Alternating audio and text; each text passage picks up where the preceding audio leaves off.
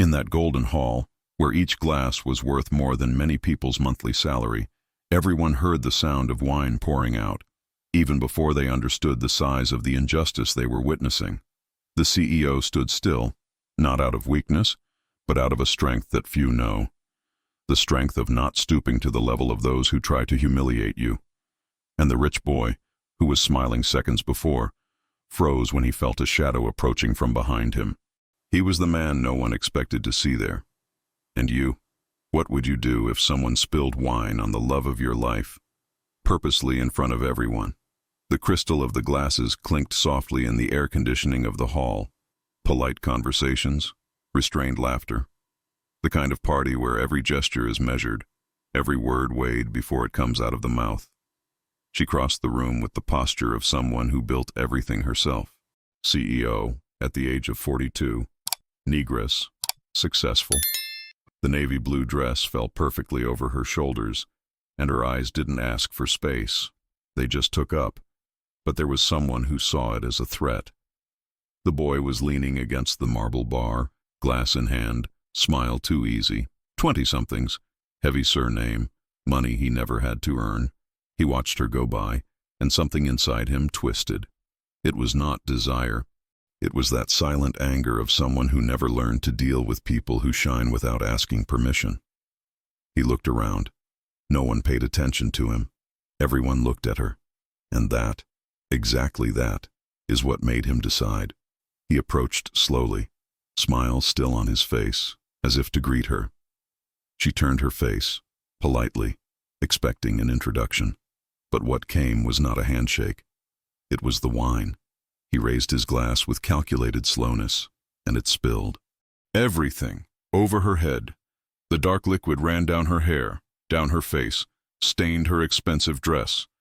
The sound of the wine falling on the marble floor echoed like a gunshot. The whole hall froze. She didn't scream. He did not back down. He stood there, with the wine dripping from his chin, his eyes fixed on him. It was not shock. It was something worse for those who were watching. It was absolute control. The boy smiled, but the smile trembled around the edges, because he expected screams.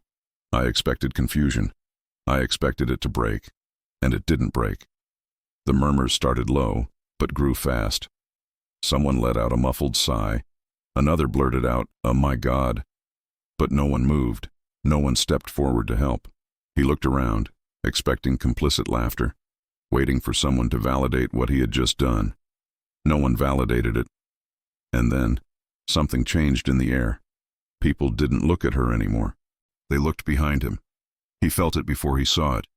He felt the weight of a presence. The temperature of the hall seemed to drop 3 degrees. He turned his face slowly, and the empty cup slipped a millimeter between his fingers. A tall man, broad shoulders, calm posture, a look that didn't need to blink to cut, and the rich boy, for the first time in his life, felt his stomach collapse. The wine was still dripping from her chin as the silence broke into muffled whispers. She didn't wipe her face. He didn't raise his hand to dry the liquid that was slowly running down his neck. He stood there, motionless, with a dignity that made half the room lower its eyes in shame. The boy still held the empty glass. He tried to laugh, a forced, high-pitched sound that died in the air before it found an echo. No one laughed with him. One of the guests took 2 steps back. Another turned his face, pretending to look for someone on the other side of the room. A woman in a red dress covered her mouth with her hand, her eyes wide. But no one approached to help. No one offered a napkin. No one said, "Stop it." And this collective cowardice weighed more than the spilled wine. She took a deep breath. Once. 2. The chest went up and down with surgical control. It wasn't calm. It was decision. The decision not to give him the pleasure of watching it fall apart. The boy noticed, and it angered him even more. He opened his mouth, ready to say something. Maybe a joke. Maybe a quick justification. Something like, "It was unintentional." But the word died in my throat, because he saw it. He saw the way everyone changed their position. How the gazes shifted from him to something, or someone, behind him. He felt the air change. He felt the approach before he heard the footsteps. Firm steps. Calm. But each of them sounded like a hammer hitting the ground. And then he understood. It wasn't about him. It had never been. The attention of the entire hall was fixed on someone else. He turned his body slowly, and the glass slipped another inch between his sweaty fingers.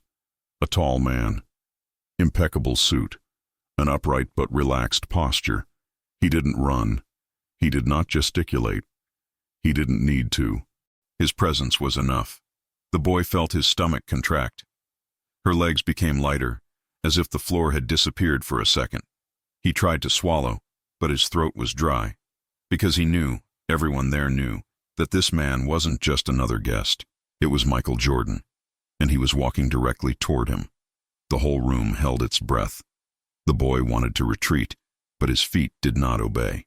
He stood there, frozen, with the empty glass trembling in his hand, while Michael stopped less than a meter away. He didn't look at the boy. He looked only at her. And he asked, in a low, firm voice, which cut through the silence like a blade, "Are you okay?" The CEO nodded. He said nothing. He didn't need to. But that gesture, that single nod, said it all. She was standing. She hadn't fallen. And she wasn't going to fall. The boy tried to speak. His mouth opened, but only a strangled sound came out, something between apology and panic. Michael still didn't look at him, and somehow, this was worse. Because ignoring someone, after witnessing what they have done, is not forgiveness, it's judgment. Michael Jordan didn't move fast. He didn't need to. He took another step, and the sound of the heel of his shoe on the marble echoed as the final decision. It was not a threat. It was certainty. The certainty that something had changed irreversibly in that room. The young man tried to take a step back, but bumped into the edge of the bar. The cup slipped from his hand and fell to the ground, shattering into 3 pieces. No one looked at the broken glass. Everyone looked at him. Michael stopped half a meter away. He did not cross his arms. He did not frown. He just stood there, with that posture that dispensed with any additional gesture. The boy felt the air short. He tried to smile, a last reflex of someone who has always used charm to escape consequences. But the smile came out crooked, weak, pathetic. It was an accident. Me. His voice cracked mid-sentence. Michael did not answer. She just looked at him.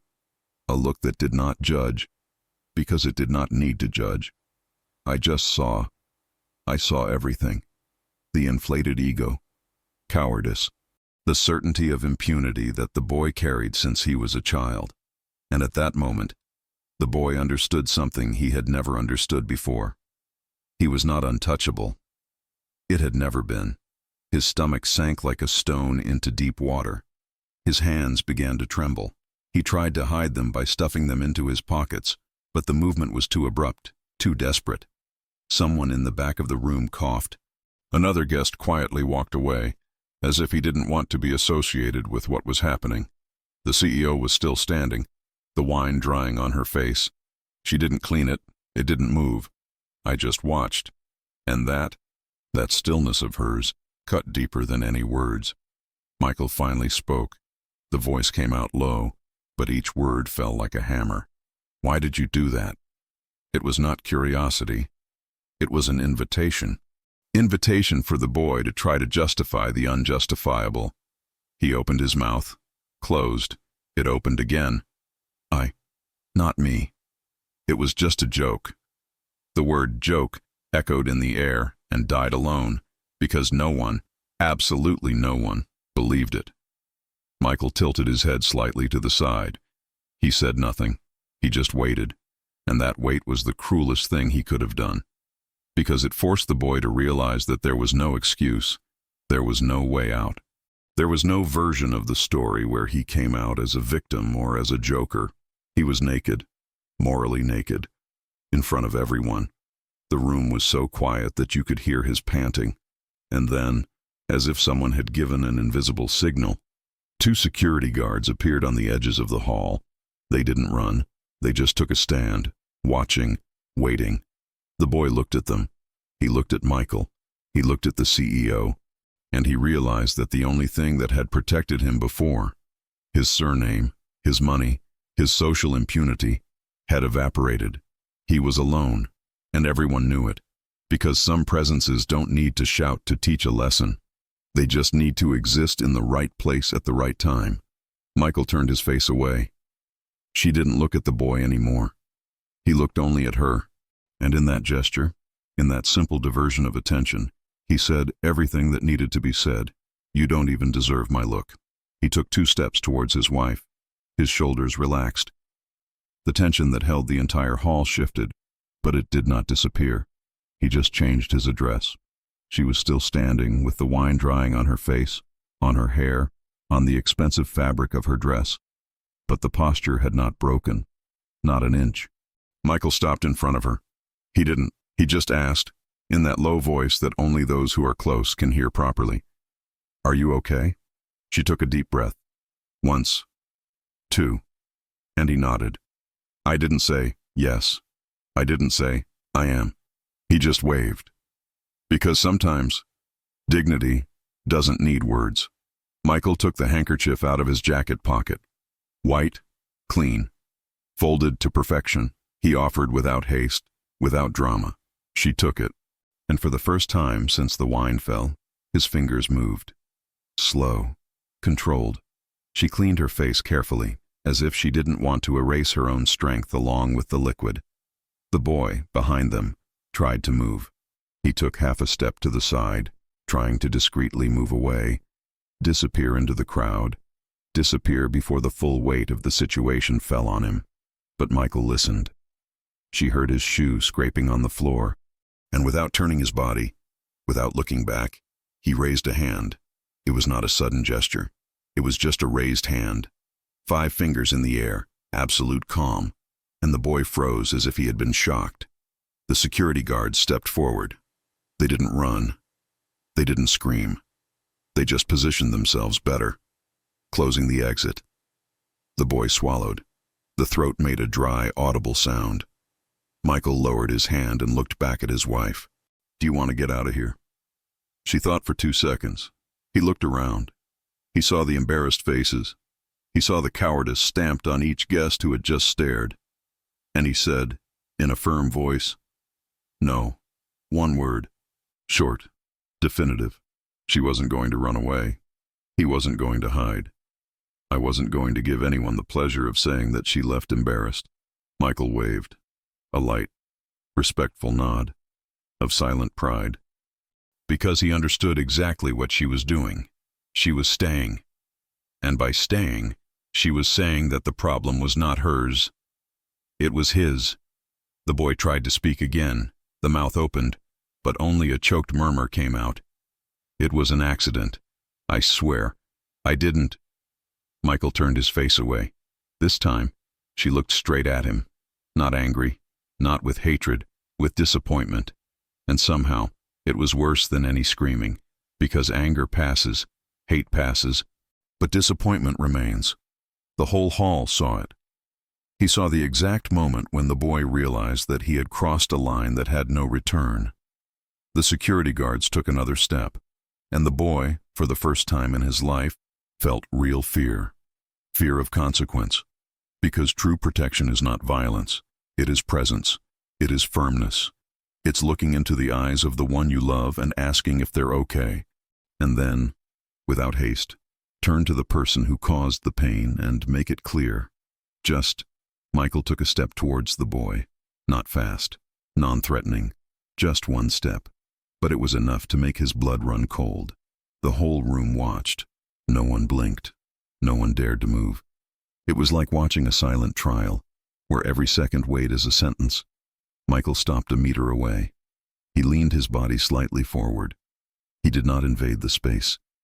It just occupied. And he asked, with that devastating calm, "Why did you do that?" It was not rhetoric. It was a real question. As if he really wanted to understand what kind of human being chooses to humiliate another in public. The boy opened his mouth. Closed. It opened again. I thought that it wasn't a big deal. Me. The words came out run over. Desperate. As if trying to mend something that is already completely destroyed. Michael did not answer. She just looked at him, and that look carried an unspoken question.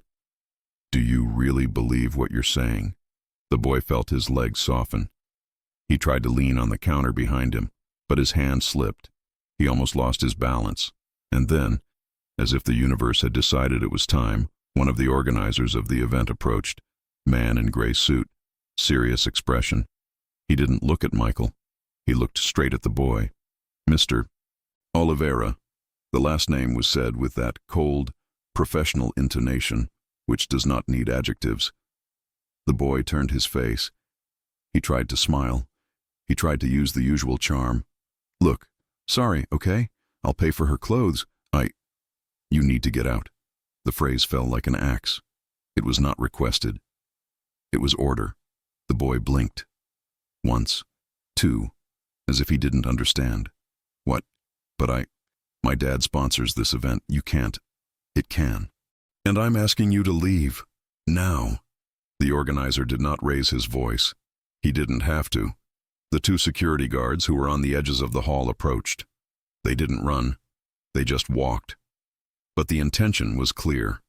The boy looked around, looking for support, looking for someone who said, "Calm down. It was just a joke. Relax." Nobody said anything. His friends, the same ones who had laughed at his jokes half an hour earlier, looked away. One of them checked his cell phone. Another pretended to look for someone on the other side of the room. He was alone, and for the first time in his life, he realized that surnames don't buy loyalty. Michael crossed his arms. He said nothing. He just stood there, watching, like someone who watches justice happen in real time. The boy tried to take a step to the side, trying to get around the security guards, but they blocked the way. Educated, firm, unshakable. I'm going to leave, okay? But this here will not stay like this. My father will hear about it. You're going to regret it. The threat died in the air. Because everyone there knew that there was no father, no lawyer, no surname that would erase what had been done. Not in front of everyone. Not in front of Michael Jordan. One of the security guards lightly touched his elbow. He was not aggressive. It was just steadfast. The boy looked at Michael one last time. He tried to find something, pity, understanding, even anger, but all he found was silence. And silence said it all. You did this to yourself, because consequence does not scream. It does not warn. It does not negotiate. It just arrives. And you? Would you leave it cheap if it was with someone you love? Or would it ensure that the person paid for what he did? Tell me in the comments. The security guards led him towards the exit, not with brutality, only with inevitable firmness. The boy tried to resist. He tried to stop, but the legs did not obey with the same conviction as the mouth. He looked back, looking for familiar faces, looking for someone to intervene. Someone who said, "Wait, calm down. Let's solve this in another way." Nobody said anything. His friends, three young men who had arrived together, who had drunk together, who laughed at the same jokes, were now scattered around the room. One was playing with his cell phone, another adjusted his tie, the third was simply gone. And he did. He realized that loyalty has a price, and the price was not to be associated with it at that time. A woman in a golden dress, who had laughed at one of his jokes earlier, turned her body as he passed, not in an exaggerated way. It just turned around, like someone who sees something unpleasant and prefers not to look. He felt his chest tighten. It was not fear. Not yet. It was something worse. It was shame. True shame. The one that burns inside, that has nowhere to hide, that sticks to the skin like oil. He had never felt this before. There was always money to suppress. He always had a surname to shield. There were always lawyers to clean up. But there, in that hall, with all those eyes on him, there was no shielding. He was naked. One of the security guards lightly touched him on the shoulder, indicating the side door. He obeyed, not because he wanted to, because I had no choice. And as he walked, he heard the whispers, low, discreet, but audible. What an absurdity. In front of everyone. Did he really think he was going to get away with this? The phrases were not directed at him. They were about him, and that was worse, because he had become a spectacle. He had become an example. It had become the story that people were going to tell tomorrow at lunch, with that tone of, "You won't believe what I saw." He came close to the door and turned his face one last time, and he did. He saw Michael Jordan still standing next to his wife. He saw her upright posture, her chin up, her steady gaze. She saw the way he put his hand on her back, not in a possessive way, in a protective way, and he saw the contrast between who he was and who they were, between childishness and maturity, between ego and dignity. The door opened. The cold night air came in like a slap. And then he heard the voice, serious, steadfast, unmistakable. It wasn't tall, but he cut the entire hall. It was his father's voice. He turned his body and saw the older man approaching, impeccable suit, an expression he knew well. That expression that came before serious scolding, before real consequences. But this time, there was something more. There was disappointment. His father stopped in front of him. I didn't say, "Hi." I didn't say, "Okay." He just stared. He looked at his son as if looking at a project that failed, and he said, low, but not so low that the security guards didn't hear, "You put the family name to shame." It wasn't screaming. It was a finding. And the boy felt the ground disappear from under his feet. Because until that moment, he thought his father would solve it. I was going to call someone. I was going to pay something. It would make the situation go away. But the expression on his father's face made it clear. Not this time. The mother appeared right behind. She didn't look at her son. He looked at the ground. And that gesture, that simple averting of the gaze, hurt more than any words. Because a mother who looks away is not angry. He is ashamed. The security guards opened the door completely. The cold wind came in with force, and the boy was gently pushed out. The door closed behind him, and for the first time in his life, he stayed outside. Because some lessons don't come with notice. They just happen, in front of everyone. And there is no money in the world that erases what has been seen. The hall was different now. Heavier, more aware. The conversations did not return to the light tone of before. The laughter was gone. People moved slowly, like someone walking in wake. Michael was still by his wife's side. She had wiped her face, but her dress was still stained. The wine had dried in dark lines on the navy blue fabric. She could have left. I could have asked to leave. But he didn't. And by staying, she made a choice. The choice not to be defined by what they did to her. One of the organizers approached, visibly embarrassed. He held a white card in his hands. "Madam, I want to apologize on behalf of the event." "That should never have happened." "We will." She raised her hand, a soft but firm gesture. He stopped talking immediately. "You don't have to apologize for him," she said. The voice came out calm, controlled, but loaded with something that made the man retreat half a step. What he did, he chose to do it, and now he's going to live with that choice. She didn't scream. He did not accuse. He made no speech. He just told the truth. And the truth, naked and raw, always cuts deeper than any scream. The organizer waved, embarrassed, and walked away. Michael touched her arm lightly. He said nothing. He just touched it. A minimal gesture that said, "I'm here." She took a deep breath. And then he turned his body. He turned to the hall. To all those people who had just stared. And he said, loud enough for everyone to hear, "Some people only learn when life gives back what they do." The silence that followed was absolute. No one applauded. No one agreed out loud. But everyone felt it. They felt the weight of those words. Because she wasn't just talking about the boy. He was talking about everyone who stood still, of everyone who looked away, of all those who preferred the security of silence to the courage of intervention. A woman in the second row lowered her head.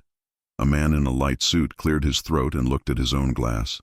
Another guest simply left. Not dramatically. It just left. As someone who can no longer bear the weight of his own silent complicity. And then, something unexpected happened. Someone started recording. Not in a scandalous way. Not with the cell phone held high, but discreetly, a cell phone half hidden in his hand. Then another. Then one more. And she saw it. He saw the cell phones. He saw the screens lit. He saw the moment being captured, recorded, archived, and he didn't ask them to stop. Because she understood something that the boy never understood. Some stories need to be told. Some injustices need to be seen. Some lessons need to be public. Michael tilted his head slightly toward her. A barely perceptible gesture. He was proud. Not the situation, but the way she had dealt with it. She hadn't screamed. He had not taken revenge. She hadn't stooped to the level of someone who tried to humiliate her. He had simply stood up. And by standing up, he had shown everyone there what real strength was. Not the force that screams, the force that resists. An older man with gray hair approached slowly. He didn't say anything. He only bowed lightly with his head. A gesture of respect. She waved back. And in that gesture, there was forgiveness. Not for the boy, but for everyone who had failed to protect her. Because forgiveness is not forgetting. It is choosing not to carry the weight of other people's anger. Because some voices don't need to shout to be heard. They just need to tell the truth. In the right tone. At the right time. Outside, the boy was leaning against the cold wall of the building. His hands trembled. Not cold. Of something he had never felt before. Real fear. Fear of consequence. Fear that, this time, there was no way to fix it. The two security guards were still there. They didn't speak. They just watched, like someone who watches something dangerous until he is sure that he will not return. He tried to pull the cell phone out of his pocket. His fingers slipped twice before he was able to hold it properly. The screen lit up. 23 notifications. He opened it, and he did. He saw the messages from his friends. "Oh, dude, what did you do? Everybody's talking about it. My dad said I'd better get away from you for a while. No message of support. None of don't worry, we'll solve it.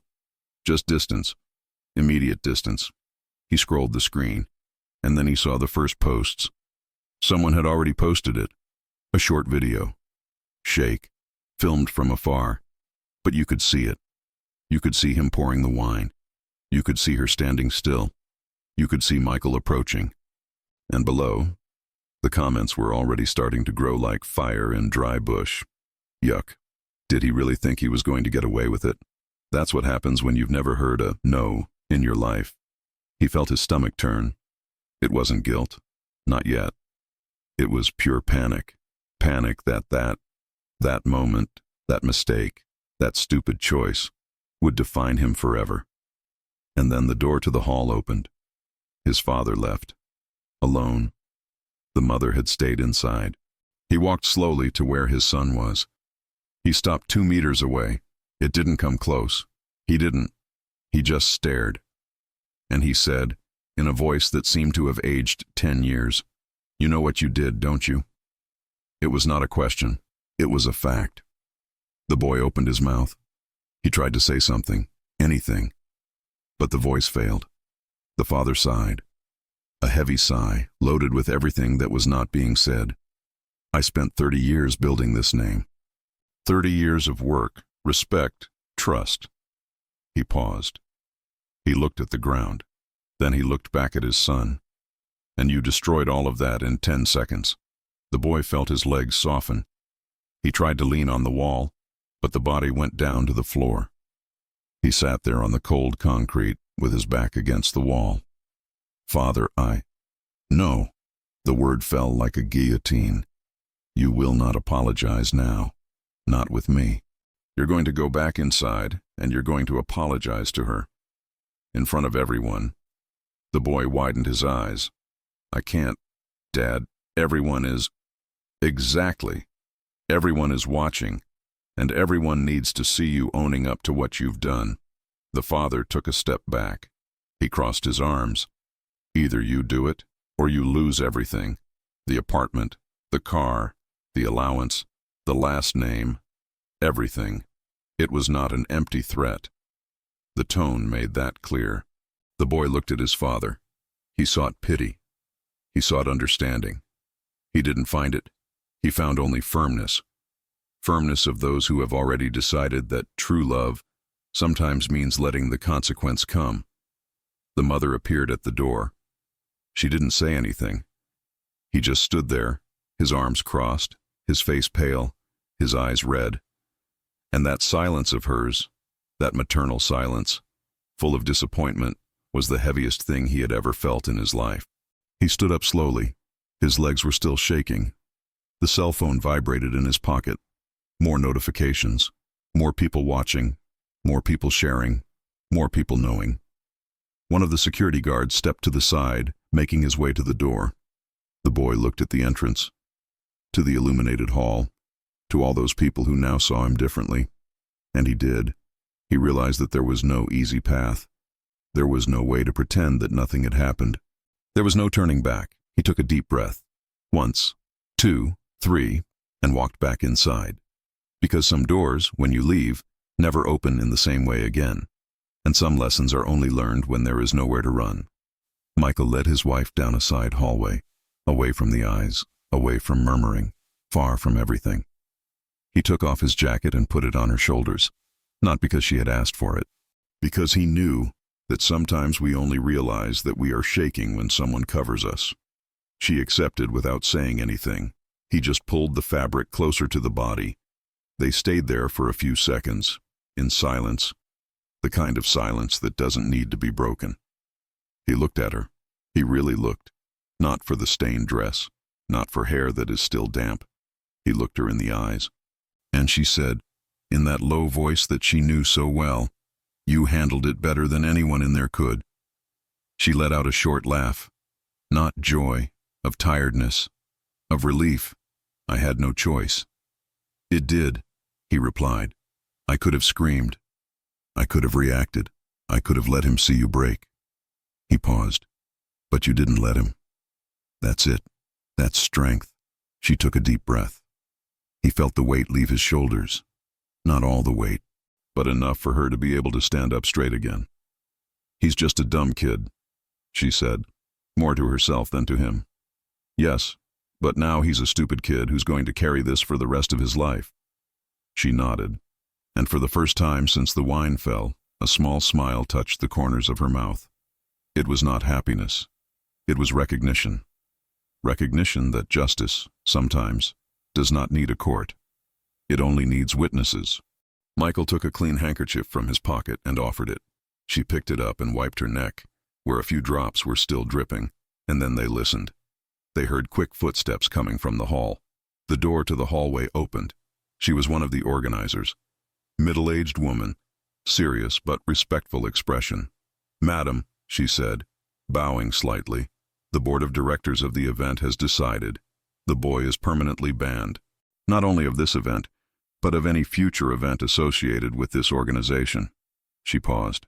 "And the company where he was an intern has already been notified. They are re-evaluating his position." The CEO waved. He didn't smile. He did not celebrate. He just waved, because she didn't want revenge. He wanted consequences, and consequence had arrived. The organizer continued, "And if you prefer not to go back to the hall, we completely understand." The CEO looked at Michael.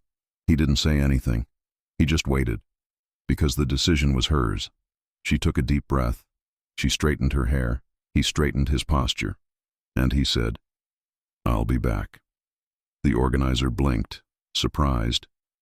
"Are you sure?" "I do." Michael smiled, that discreet, proud smile of someone who recognizes courage when he sees it. They came back together, side by side. Firm steps, heads held high. When they entered the hall, the conversation stopped. Again. But this time it was different. It was not shock. It was not embarrassment. It was respect. And then, something happened that no one expected. Someone started applauding, an older man at the back of the room. The clapping was slow, firm, full of meaning. Another joined, then another, then one more, and within seconds, the entire hall was applauding. Not for show, not for drama, but for dignity, by the way she had stood up, for the way she had refused to be defined by the worst moment of the night. She didn't smile. He didn't wave. He just nodded, a discreet gesture of thanks, and he kept walking, because she didn't need applause. I just needed respect, and now she had. Michael walked next to her to a more reserved table. They sat down, and for the first time since it all began, she took a glass of water and drank slowly. His hands no longer trembled. Her breathing was calm, and the weight, that horrible weight of being humiliated in front of everyone, had turned into something else, in moral authority, because strength is not fighting back. Strength is to remain.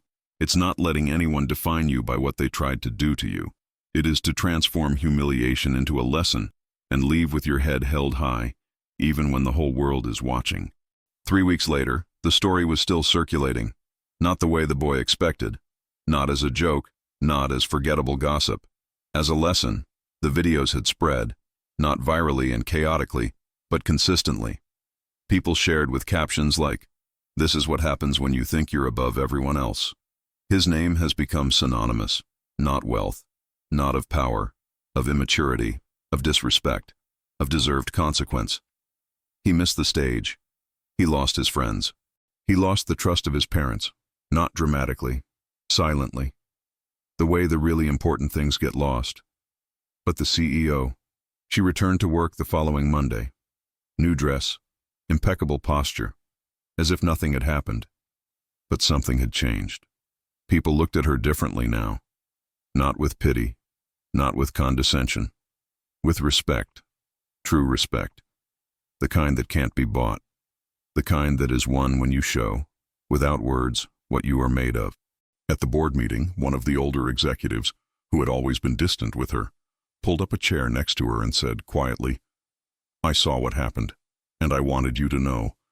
The way you handled it was one of the most impressive things I've ever seen." She just waved. He made no speech. He didn't turn that into a motivational moment. He just accepted the recognition and moved on. Because she knew something that many people take years to learn. Dignity does not need a stage. It just exists, and people feel it. Michael remained who he always was, present, steadfast, protective without being possessive, and every time someone mentioned that night, and eventually someone always did, he would say the same thing. She didn't need me to defend herself, she just needed me to be there. And perhaps this is the truest definition of partnership. Do not save. Just be present. The young man, on the other hand, never appeared at public events again, not because it was banned, but because he himself chose to step aside. They say he moved to another city, who tried to start over away from the eyes. Some say that he has matured, that understood, that he learned. Others say he just ran away. Maybe both are true, but the lesson remained. It was engraved in the memory of everyone who was in that room. It was recorded in the videos that still circulate from time to time when someone needs to remember that actions have consequences. And it was recorded, mainly, in the way she decided to move on. No anger, no resentment, without carrying the weight of what they tried to do to her, because she understood something fundamental. You are not what others do to you. You are what you choose to be afterwards. A few months later, at another, smaller, more intimate party, someone asked her, "Do you still think about that night?" She thought for a second. He took a sip of wine, this time without fear, without trauma, and he replied, "I think, but not in what he did. I think about what I chose not to do." The person waited. She continued, "I chose not to scream, do not fight back, not to descend to his level." She paused. And this choice, it was my victory. Michael, next to her, smiled. That discreet smile of someone who knows he is next to someone rare. Someone who transforms injustice into moral authority. That transforms humiliation into an example. That transforms pain into silent dignity. And the night went on. The talks returned. The laughter returned.